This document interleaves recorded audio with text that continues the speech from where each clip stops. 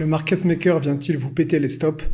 J'ai vu malheureusement beaucoup de conneries à ce sujet un peu partout sur internet et notamment sur YouTube. Pour avoir été moi-même market maker, je vais vous donner mon avis et à mon avis c'est pas forcément ce que vous pensez.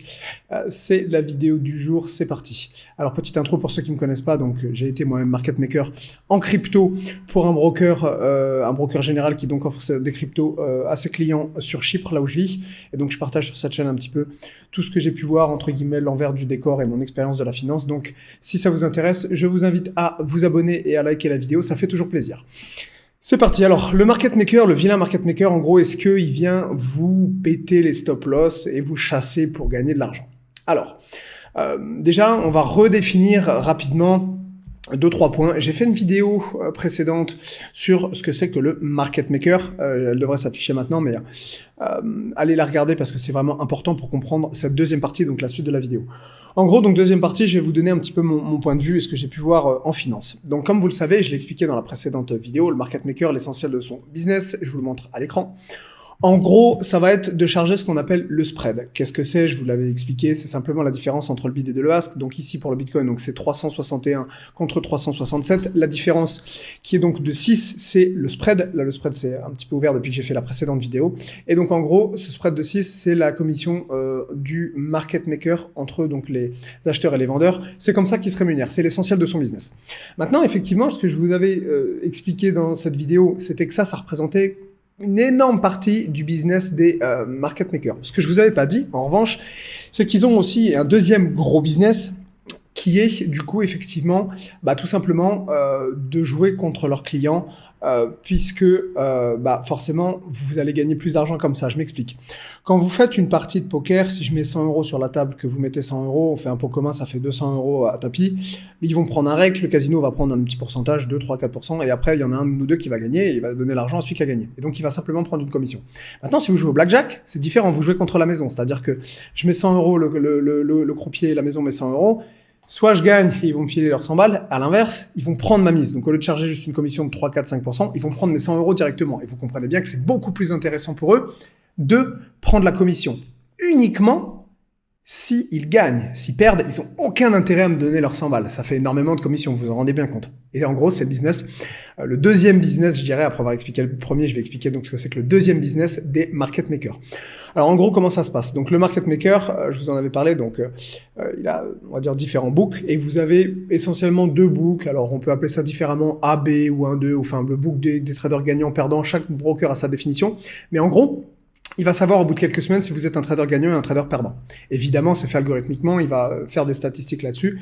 Il va voir un peu comment vous tradez et en gros, il va se dire, lui, c'est simple, il est gagnant, il est perdant. Bon, jusque-là, pas de souci. Donc, il a cet historique rapidement. Et donc, en gros, si vous êtes un trader gagnant, il va vous chercher à se couvrir. Si vous êtes un trader perdant, il va pas chercher à se couvrir. Je m'explique. En gros, disons que moi, je suis un trader gagnant. Mon broker le sait. Je pense que Bitcoin va monter, j'achète 3 Bitcoins. On va mettre les Bitcoins ici, je vais vous les mettre en rouge puisque du coup ça sort de la poche du market maker. 1, 2, 3. Ça, ce sont 3 Bitcoins que le market maker m'a vendus, d'accord? Et donc en gros, il va chercher à se couvrir. Qu'est-ce que ça veut dire? Ça veut simplement dire que moi j'achète, donc en gros, ces 3 Bitcoins sortent de la poche du market maker, donc le market maker me vend ces 3 Bitcoins. Et lui, étant donné qu'il sait que je suis gagnant, il veut pas prendre ma contrepartie. Qu'est-ce qu'il va faire? Il va chercher à les racheter, puisque du coup, il a sorti de sa propre poche, de son inventaire, on appelle ça un inventaire, 3 bitcoins. Il va chercher à aller racheter ces 3 bitcoins pour être flat à la fin de la journée et surtout pas prendre de position contre moi, puisque moi, je suis gagnant. Ok?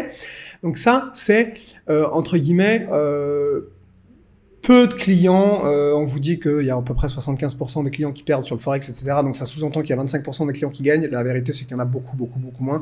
Il y en a très peu qui gagnent sur le long terme, j'entends, contre les brokers. Donc ça, c'est pour le trader gagnant. Lui va se couvrir, jusque-là, pas de souci. Exchange externe, donc c'est-à-dire que quand il aura vendu ses 3 bitcoins à moi, en gros, il va aller les racheter sur d'autres exchanges, sur d'autres places centralisées, etc.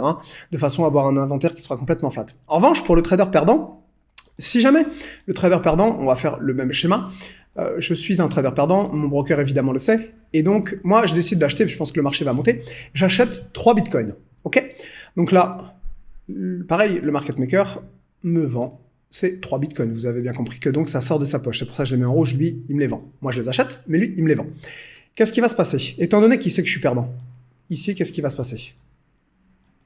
Rien. C'est-à-dire que ça, ça reste vide. Il ne va pas se couvrir. Ça, là où normalement il va se couvrir, quand je suis gagnant, contre un trader perdant, il va pas se couvrir. Pourquoi? Bah tout simplement parce que, regardez, si jamais je prends un exemple, je dis n'importe quoi, ici, on va mettre ici, je vais supprimer donc le support et je vais vous me dire, ici on était par exemple, on était là, je décidais d'acheter par exemple le marché moi avec mes 3 bitcoins, d'accord? Et il se trouve que le marché a fait une vilaine mèche et il est venu me péter. Ici, boum, et du coup j'aurais pris théoriquement une perte, d'accord? Le broker m'a vendu 3 bitcoins. J'ai acheté 3 bitcoins, j'ai mis un stop loss donc de vente où je revends donc mes 3 bitcoins si jamais le marché descend trop bas. C'est ce qu'on appelle mon market order qui va me servir en gros de sécurité. Le stop loss si vous préférez. Et donc je mets mon stop loss. Bah en gros c'est simple. Ici regardez ce qui s'est passé.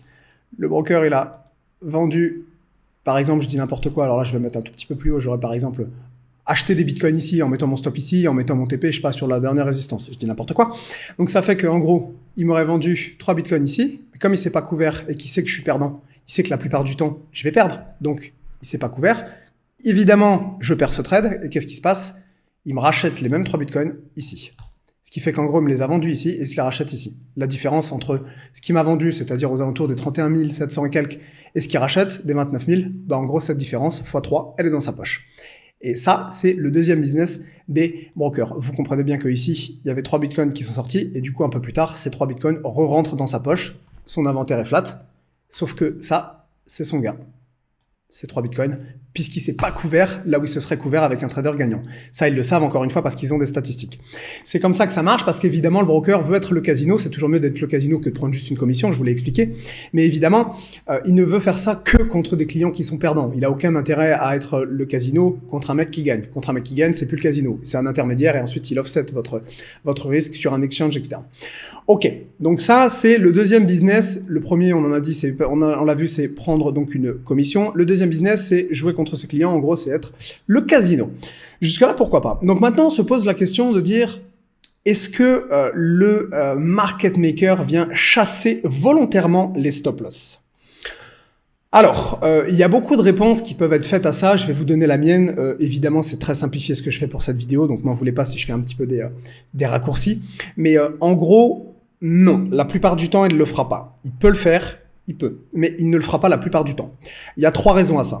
La première raison, je vous en ai parlé, c'est ici, donc la différence entre ce prix, là, mon bid et mon ask, c'est le spread. Donc ici, vous voyez que la différence entre 61 et 67, il y a 6 de différence.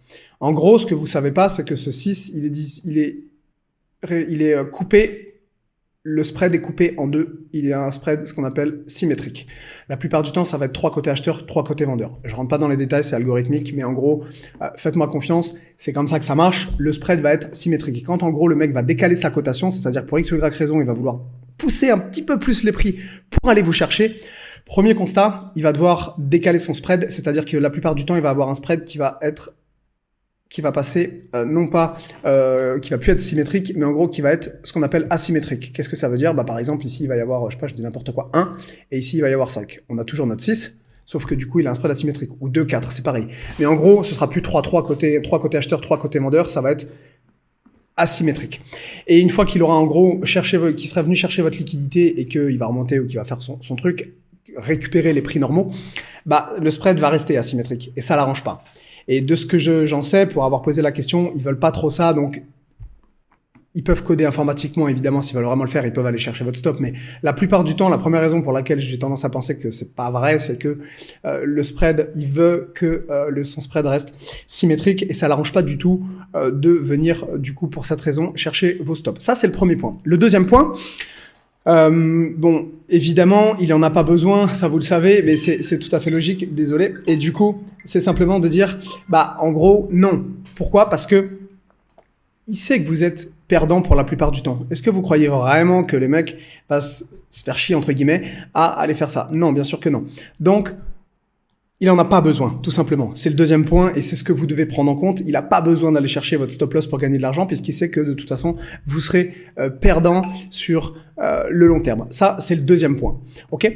Le troisième point, c'est que c'est complètement interdit d'aller chercher les stops de ses clients comme ça. Et même s'il y en a qui le font, ils peuvent perdre leurs agréments. Ils sont très contrôlés et un broker, il faut quand même pas oublier que il est régulé, il tient beaucoup à ses agréments et que donc en gros, il n'a pas d'intérêt à aller vous comment dire, vous chassez parce que s'il se fait contrôler, qu'il se fait taper sur les doigts pour ça, il risque de perdre son agrément et il tient plus à son agrément que les 500 ou les 1000 balles qu'il va aller vous chercher en pétant votre stop loss. Donc ça, c'est un troisième non. Encore une fois, je ne dis pas que ça n'arrive pas, mais la plupart du temps, c'est pas le cas. J'ai posé la question et ils m'ont dit clairement dans la dealing room, parce que moi j'étais sur un desk à part trading en crypto, et donc au niveau de la dealing room où ils traitaient tous les autres actifs, mais ils faisaient pas la crypto, il m'a clairement expliqué que il ne le faisait pas, qu'il pouvait le faire, ça, algorithmiquement, il pouvait aller chercher des stop loss volontairement en déformant sa cotation. La plupart du temps, ils ne le font pas parce qu'ils n'ont pas d'intérêt à le faire pour l'agrément, pour le spread, parce qu'ils savent que leur client va perdre de toute façon, ils s'en tapent de votre liquidité. Pour aller chercher un stop à 500 balles ou même à 10 000 euros, ils brassent tellement d'argent, les brokers, qui n'ont pas d'intérêt à aller se faire taper sur les doigts parce ils ont été chercher de la liquidité hors cotation, entre guillemets. Donc ça, c'est vraiment ce que vous devez prendre en compte. La plupart du temps, c'est des mythes.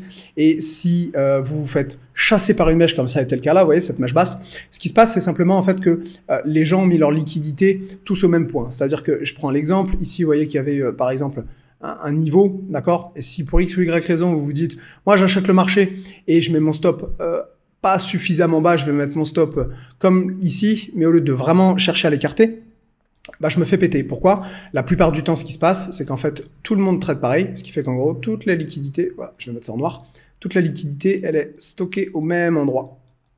Donc quand vous prenez une mèche, haute, basse, vous vous dites, tain, il m'a pété mon stop, encore perdu face à mon broker. Non, c'est juste que il a pas pété votre stop. C'est les algos qui ont détecté un pool de liquidité. Ils y sont tout simplement allés avant de remonter. C'est tout. C'est pas que le market maker veut aller péter votre stop. Du coup, comment éviter cela? C'est la troisième partie de la vidéo. En gros, comment est-ce qu'on peut éviter ça? Tout simplement en prenant votre stop loss et en l'écartant un maximum. C'est tout. Il n'y a pas d'autre solution que de faire ça ou effectivement trader sans stop loss. Mais ça, c'est tout à fait faisable. Vous tradez avec des alertes et si jamais vous voyez que vous tradez en clôture avec des clôtures par exemple, bon, il existe différentes techniques. On rentrera dans le détail dans une prochaine vidéo. Mais en gros, à part écarter votre stop, il n'y a pas 36 trucs. La plupart des gens disent « Ouais, mais le broker prend ma perte et j'aime pas ça. » Expliquez-moi un truc. Vous avez tradé. Vous prenez une perte sur le compte. Qu'est-ce que vous en avez à foutre que ce soit le broker ou que ce soit la voisine ou que ce soit ma mère qui aille prendre votre perte? On s'en tape. Vous avez perdu. Vous savez pas contre qui c'est. Ok, c'est pas grave. Des stop loss, j'en prends comme tout le monde. Je trade moi en spéculatif. Des fois, je mets pas de stop, des fois, j'en mets. Ça m'arrive de me faire péter un stop comme tout le monde. C'est tout à fait normal. C'est pas grave. On passe à la suite. Mais il faut arrêter de penser que le mec a été vous chasser. Il a beaucoup plus à jouer, à perdre en termes d'agrément. Puis ça, encore une fois, ça va le faire chier informatiquement de devoir décaler sa cotation pour aller vous chasser la liquidité.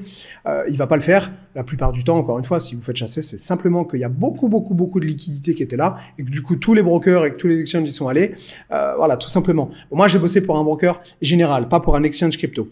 En échange crypto, c'est un petit peu particulier, mais si on prend par exemple le cas de Binance, si vous traînez chez les gros, pareil, ils vont pas aller décaler leur cotation. En tout cas, je pense pas qu'ils s'y amusent. Je sais pas, je bosse pas pour les exchanges crypto, mais je pense pas qu'ils le fassent.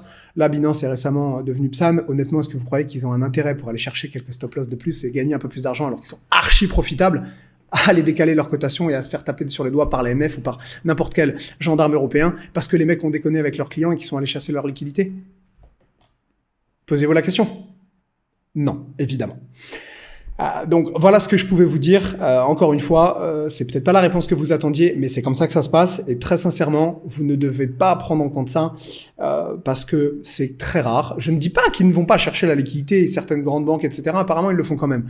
Mais honnêtement, ça vous arrivera très rarement dans votre carrière de trader de vous faire péter un stop parce que le market maker a été vous chercher. C'est rarissime. La plupart du temps, c'est simplement qu'il a été chercher toute la liquidité. Et si vous avez mis votre stop à un endroit, c'est parce que tous les autres ont mis leur stop à cet endroit. Et donc là, effectivement, les algos y vont. Donc, ce qu'il faut faire, c'est tout simplement écarter un petit peu plus le stop de façon à éviter d'avoir un stop au même endroit que tous les traders, que la liquidité des autres traders. Ou encore une fois, trader sans stop. C'est la réponse que je peux vous apporter. Voilà, c'est tout. J'essaie de garder cette vidéo courte. J'espère que ça vous a plu et qu'au moins vous auriez appris des choses dans cette vidéo. Sur ces belles paroles, je vous retrouve très probablement demain ou une prochaine fois. N'hésitez pas si évidemment il y a des points à soulever, si jamais vous avez des questions par rapport aux algos, à du market making ou quoi que ce soit, mettez-les moi dans les commentaires et j'essaierai d'y répondre. À plus les gars.